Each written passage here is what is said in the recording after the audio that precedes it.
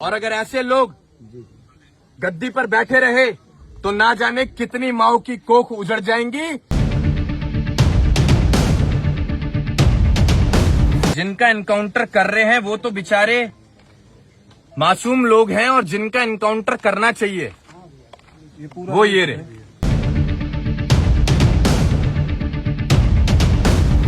मैं कह तो रहा हूं आपको, ये एक मामला नहीं है आज का। हाँ जी, ऐसे तमाम घटनाएं रोज होती हैं।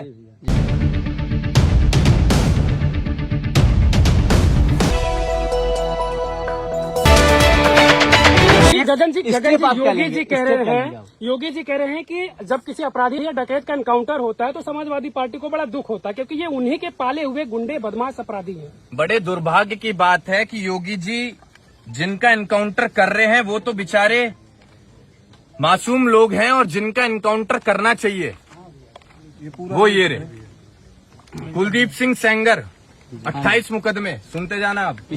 ब्रिजेश सिंह 106 मुकदमे, धनंजय सिंह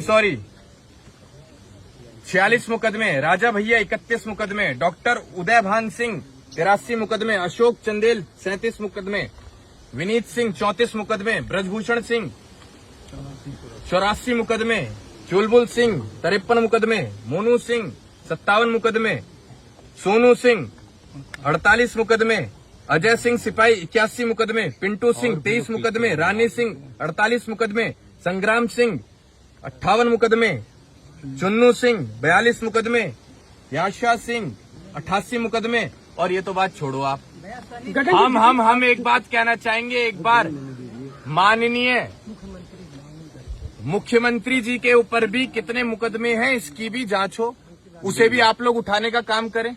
देखिए साहब, एनकाउंटर सॉल्यूशन नहीं है, और पीड़ा हमें तब हुई है जब हमारा व्यक्ति दोषी नहीं था।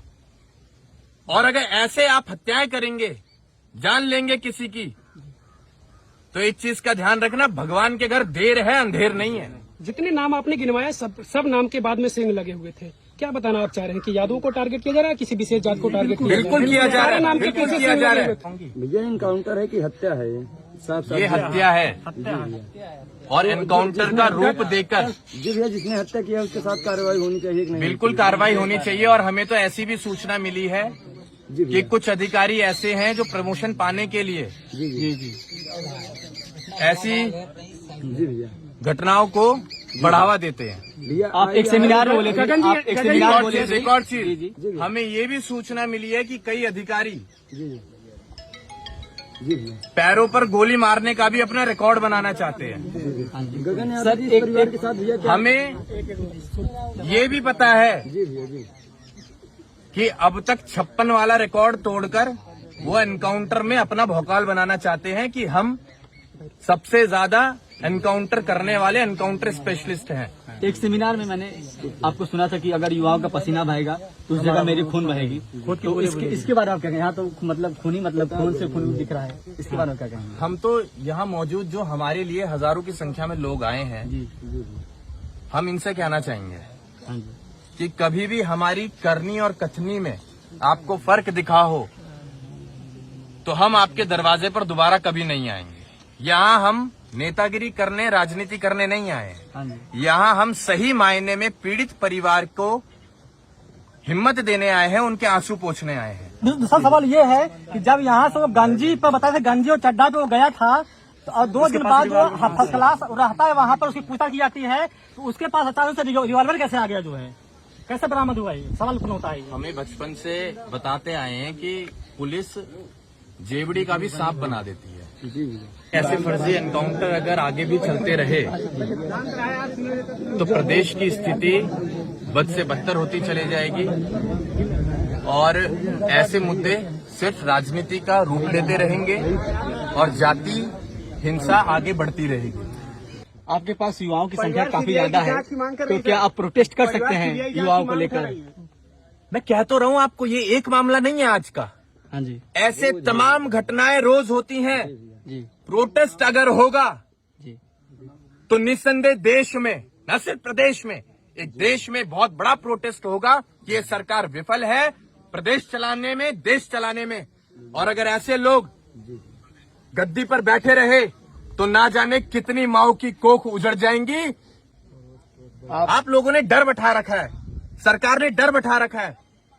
कोई अगर आवाज उठाए, सही मुद्दों पर भी आवाज उठाए, तो आप उसे मरवा देते हैं। ये ठोको नीति कब तक चलेगी? कब तक चलेगी? गगन जी, जब लूट कांड किया जाता वहां पर पिस्टल लेकर अंदर लोग गए थे, डकैत लोग। योगी जी कह रहे हैं कि अगर उस पिस्टल से किसी निर्दोष की जान मार दी जाती तो क्या समाजवादी पार्टी उसकी जान वापस करती? आप हमें सबूत दिखाइए कि पिस्टल मिली थी और उसके हाथ में मिली थी। और रही बात की अगर किसी की जान चले जाती तो क्या वो समाजवादी पार्टी के सुप्रीमो उस जान के बदले जान दे पाते? तो ये सवाल तो हम भी कर सकते हैं सरकार से। मंगेश यादव, आज इस घर का आंगन सूना हुआ है। अगर वो निर्दोष पाया गया पूरी जांच होने के बाद, तो क्या योगी सरकार, क्या योगी जी दूसरा मंगेश यादव इस मां को दे पाएंगे, इस बहन को दे पाएंगे, इस बाप को दे पाएंगे? आप बात कर, आपने पॉलिटिकल लड़ाई बना दी, आपने पार्टी को जोड़ दिया। आपने वो घर ही नहीं देखा जिस घर में अब तक आंसू नहीं सूखे। आपने वो मां नहीं देखी जो बेहोश पड़ी है। आपने वो बहन नहीं देखी जो हमसे बात करते हुए गिर गई बेहोशी में। आप लड़ाई लड़ रहे हैं भाजपा सपा, भाजपा सपा। इंसानियत कहां गई? इंसानियत खत्म हो गई इस राजनीति के चक्कर में।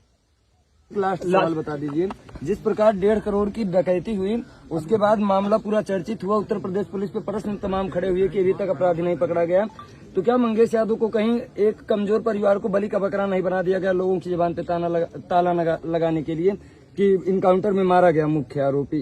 इस देश में कमजोर आदमी हमेशा पिसेगा, कमजोर आदमी हमेशा मारा जाएगा। ताकतवर को कोई उंगली भी नहीं दिखा सकता। हमें दिखा के दिखाओ मंगेश यादव को। लेकिन जी भैया, अब जो कमजोर है उसके साथ भी ताकत बन के हम लोग खड़े हुए हैं। अब कोई कमजोर नहीं है। राजा किसे बनाया जाता है? प्रजा की सेवा कैसे होती है? ऐसी घटनाएं अगर आज हो रही हैं तो आप विचार करके देखिएगा, कल को सरकार अगर बदलती है और ऐसी घटनाएं होती हैं तो क्या इस प्रदेश के आप बेहतर भविष्य की कल्पना कर सकते हैं? बिल्कुल नहीं कर सकते। नहीं कर सकते हैं। उसको न्याय दिलाने के लिए गगन यादव कहां तक जाएंगे? जहां तक हमें ये परिवार आदेश देगा वहां तक जाएंगे। मैं इससे बड़ी बात नहीं बोल सकता कि इस बार सरकार भी बदल के दिखाएंगे। गगन जी, इसके पहले पुष्पेंद्र यादव को मारा गया और था। मैं वहाँ सरकार भी बदलने वाली अगर बात कह रहा हूं तो मैं दिल से कह रहा हूं, क्योंकि इस टाइम न सिर्फ मंगेश की मां बल्कि हम सब की मां रो रही होगी। हम सब की मां की आत्मा तड़प रही होगी। तो सरकार उन मां की बद्दुआओं से बदलेगी, देखना। मेरा लास्ट क्वेश्चन है सर, इससे अभी मंगेश की हत्या हुई, 10 दिन बाद किसी और का हो जाएगा, तब तो ये मसला जो है सिमट जाएगा। आजमगढ़ से अरविंद यादव को भी उठा लिया गया, पुलिस प्रशासन ने कह उठा तो रहा हूं लिया। कि रोज ऐसी घटनाएं हो रही हैं। लूटकांड में हम लोगों को रोज लड़ना पड़ेगा। हम लोगों को तब तक लड़ना पड़ेगा जब तक ऐसी घटनाएं प्रदेश में बंद नहीं हो जाती। और आज की तारीख में सबसे ज्यादा क्राइम रेट अगर देश के किसी प्रदेश में है तो वो उत्तर प्रदेश में है। और ये बड़े दुर्भाग्य के साथ हमें बताना पड़ रहा है, लेकिन वो चीजें आपको दिखाई नहीं जाती हैं। परिवार सीबीआई की मांग कर रही है कि सीबीआई जांच होनी चाहिए। बिल्कुल होनी चाहिए। हम तो कह रहे हैं कि कॉल डिटेल्स रिकॉर्ड उन एनकाउंटर स्पेशलिस्ट की भी निकाली जाए जिन लोगों ने मंगेश यादव का एनकाउंटर किया है। और रही बात 1.5 करोड़ की, कि 1.5 करोड़ रुपए की लूट हुई थी, जी भैया, 1.5 करोड़ रुपए हम लौटा देंगे। अब बताओ मंगेश यादव कब दिलवाएंगे वापस इस परिवार को? आप लोग चर्चा ठीक है, 1.5 करोड़ रुपए हम देंगे मंगेश यादव को इस परिवार में बहुत बहुत धन्यवाद। नमस्कार, अगर आपको हमारा ये वीडियो पसंद आया हो तो इसे लाइक और शेयर जरूर करें। और हाँ, हमें सब्सक्राइब और फॉलो करना ना भूलें ताकि आप देश और दुनिया की कोई खबर मिस ना करें। तो जुड़े रहिए हमारे साथ और देखते रहिए